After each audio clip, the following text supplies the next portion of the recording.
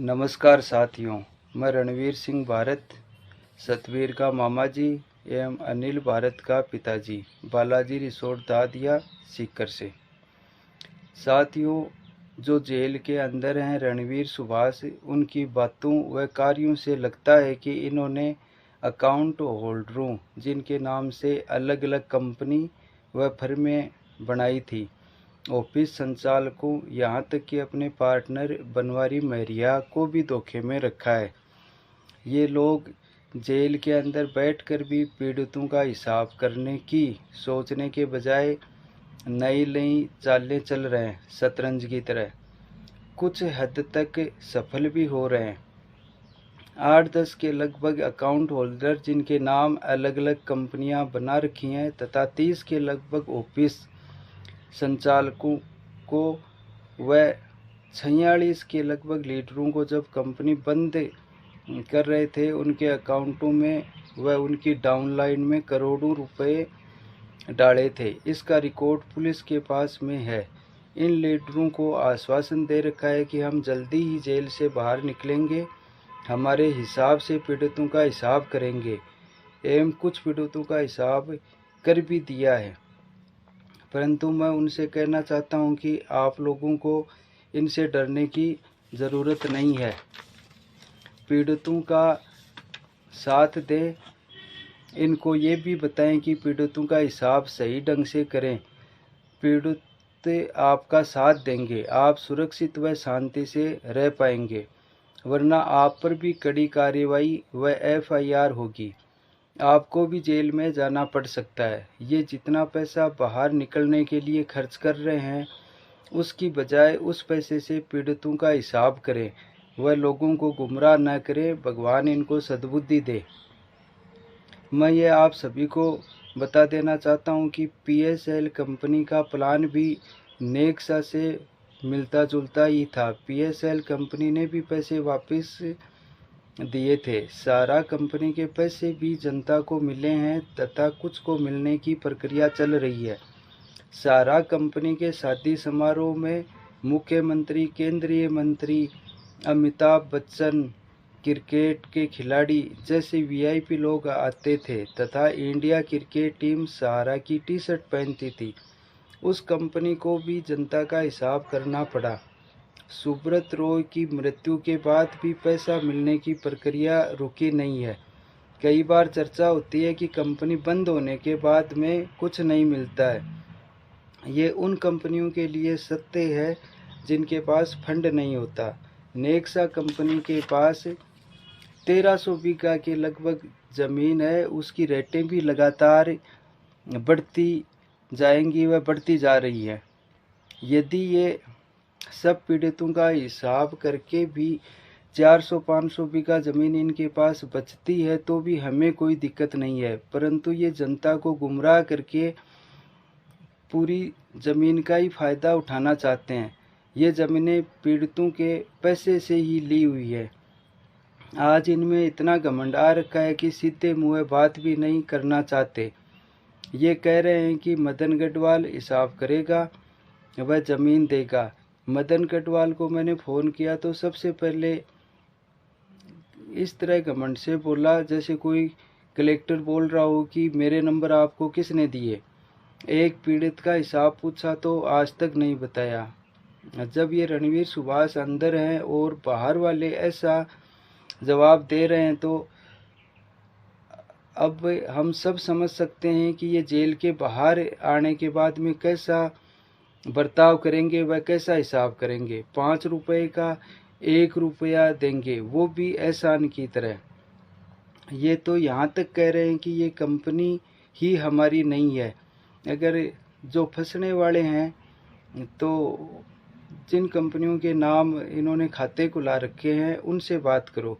जबकि अपन सबको मालूम है कि ये जो मेन कंपनी है, जो नेक्सा एवरग्रीन, उसी के पास में पैसा गया है, उसी से इन लोगों ने ये ज़मीनें खरीदी हैं, जो जनता का पैसा है। यदि हम आपस में ही लड़ते रहे तो कुछ नहीं मिल पाएगा। इनको इतना विश्वास है कि बाहर वाले कुछ जानने अनजाने में ऐसी गलतियां कर रहे हैं जिससे इन पर किया हुआ केस FIR जांच कमज़ोर होती जा रही है। हम सभी को एकतापूर्ण तरीके से इनके खिलाफ लड़ना पड़ेगा। आप सभी जानते हैं कि चाहे कोई पहले जुड़ा हो या लास्ट में फ़ायदे के लिए ही कंपनी में जुड़ा था, सभी इनको अपना निजी व ईमानदार मानते थे। अब प्रश्न आता है कि लीडर कौन? जिसके नीचे ज़्यादा जुड़ गए वो बड़ा लीडर, व जिसके नीचे लास्ट में केवल 2 व्यक्ति जुड़े हैं तो वो छोटा लीडर माना जाता है।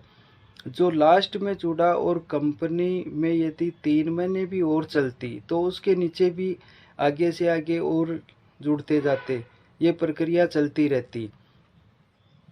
कानून की नज़र में छोटा लीडर व बड़ा लीडर सब बराबर हैं। अब FIR किस पे करें? क्योंकि लोग तरह तरह की बातें करते जा रहे हैं।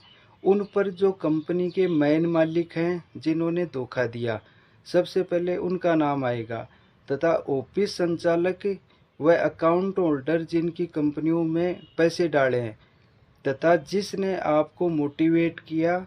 ऐसा लीडर जो अब साथ नहीं दे रहा है उस पर भी FIR ज़रूरी है। यदि वे सरकारी गवाह बन जाते हैं तो पीड़ितों का साथ देते हैं तो पीड़ितों को भी फ़ायदा होगा, उनको भी फ़ायदा होगा और वो सज़ा से बच भी जाएंगे।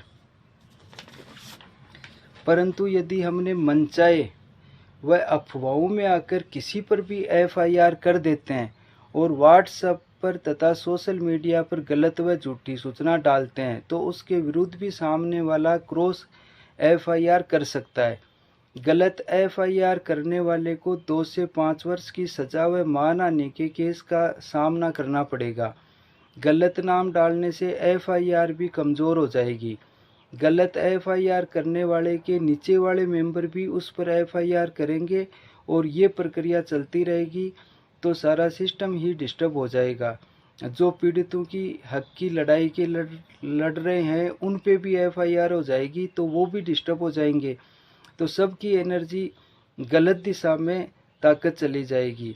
और जो जेल में बैठे हैं उनका ये लास्ट दाव है कि उनसे ध्यान हट जाएगा, और जो जेल में बैठे हैं वो यही चाह रहे हैं कि बाहर वाले एक दूसरे पर FIR करें ताकि उनको लक्ष्य से इनका हमारी तरफ से ध्यान हट जाए।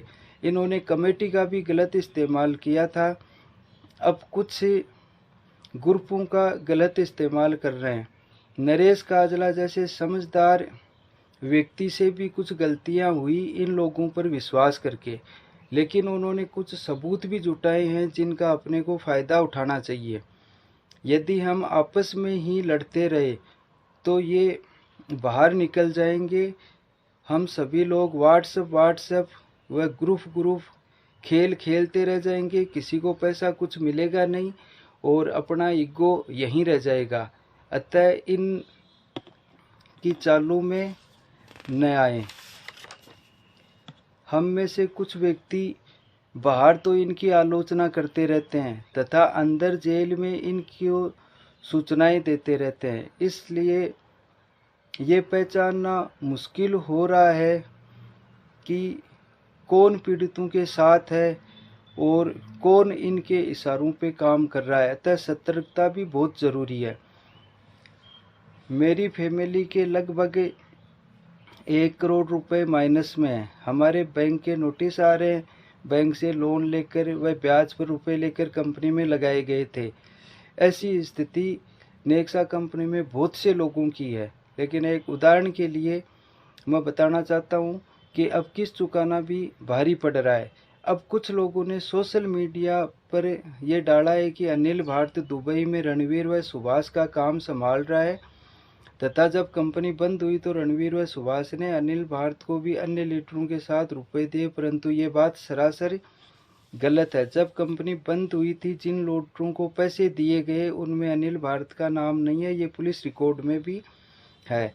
अतः जिन लोगों को गलतफहमी है उन सभी को स्पष्ट किया जाता है कि कंपनी बंद के समय अनिल भारत को 1 रुपया भी नहीं दिया गया था। वर्तमान में दुबई में अनिल भारत के साडू का रेस्टोरेंट है, जहां पर अच्छी सैलरी का ऑप्शन मिल रहा था और किस्तें वगैरह चुकाने के लिए कुछ ना कुछ काम करना ज़रूरी भी था। तो वह दुबई की एक कंपनी में सेल्स मैनेजर का कार्य कर रहा है, जो स्थायी नहीं है। यदि किसी को अब भी शंका है कि अनिल भारत रणवीर व सुभाष का दुबई में काम संभाल रहा है, तो कंपनी बंद के समय अगर रुपए दिए गए, ये बात वो व्यक्ति अगर साबित कर देते हैं, तो मैं रणवीर सिंह भारत साबित करने वाले को 1 करोड़ रुपए की ज़मीन इनाम में दूंगा, क्योंकि नगद पैसे हमारे पास में है नहीं। अतः अफवाहों पर ध्यान ना दें। जिन्होंने भी पहले पोस्ट डाली है सोशल मीडिया पर और कहीं भी अनिल भारत का नाम डाला है, तो उनको डिलीट करें तथा स्पष्टीकरण देवें 22/2/2024 तक, अन्यथा उन पर कानूनी कार्रवाई की जाएगी, जिसके लिए वह स्वयं जिम्मेदार होंगे। कंपनी बंद होने के लगभग 2-3 माह पहले रणवीर ने अनिल भारत को फ़ोन करके कहा था कि डरने की ज़रूरत नहीं है, कंपनी 2025 तक चलाएंगे। तो हमने कंपनी से जो फ़ायदा हुआ उससे ज़्यादा पैसे वापस लगा दिए, इसलिए हम माइनस में चले गए। इसका हमारे पास में रिकॉर्ड है, बैंकों की रसीदें। रुगाराम जी वगैरह गर्मियों में बालाजी रिसोर्ट दादिया सीकर में अनिल भारत के पास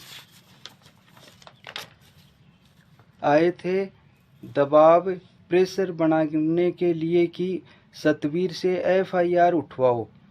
तो मेरी उनसे फ़ोन पर ये बात हुई थी कि मैं अजमेर हूँ, 15 दिन बाद में आता हूँ, सतवीर से मिलेंगे, वह सबको फ़ायदा हो ऐसा रास्ता निकालेंगे।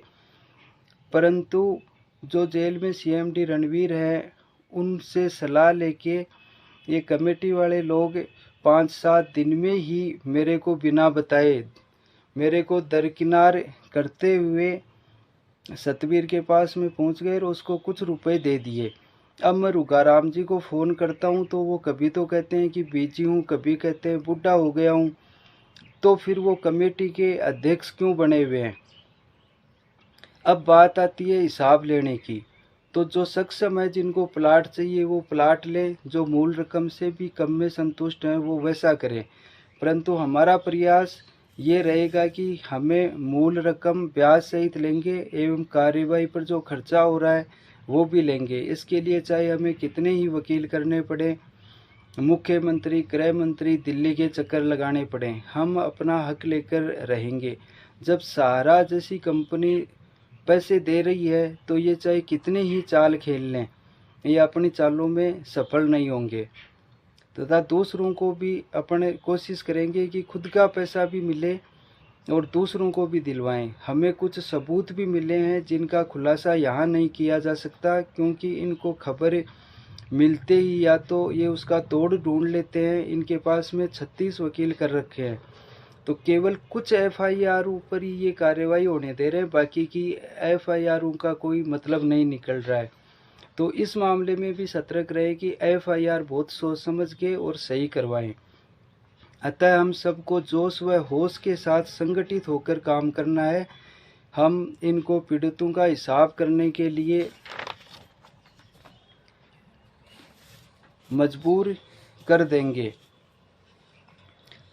जो अंदर हैं उनकी साजिश FIR वाले इसमें से भी साबित हो रही है कि पहले लीडरों पर FIR करो, वह लास्ट में मालिक CMD रणवीर का नाम देने के लिए कहा गया है, जो एक फॉर्मेलिटी है, ताकि FIR कमज़ोर पड़े। और पीड़ितों को जब हमने सही सूचना देने का प्रयास किया, तो ये रणवीर CMD ने ग्रुप से मैसेज ही डिलीट करवा दिया। लेकिन इससे ये कोई सफल होने वाले नहीं है। यदि सीकर में मीटिंग करने की ज़रूरत पड़ती है, तो पीड़ितों के लिए बालाजी रिसोर्ट में गार्डन फ्री में उपलब्ध करवाया जाएगा, और कोई भी पीड़ित अगर आता है तो उसको हैसियत के अनुसार उसकी मदद की जाएगी। अंत में मैं ये कहना चाहता हूँ, यदि किसी से भी किसी भी स्तर पर गलती होती है जाने अनजाने में, तो उसमें सुधार किया जाए। कोई भी व्यक्ति निसंकोच उस गलती पर ध्यान दिला सकता है। अतः हमें आशा व पूर्ण विश्वास है कि हम अपना हक लेने में सफल होंगे और वह संगठित रहेंगे। ये वीडियो जनहित व पीड़ितों की सूचना के लिए बनाया गया है। धन्यवाद। जय भारत।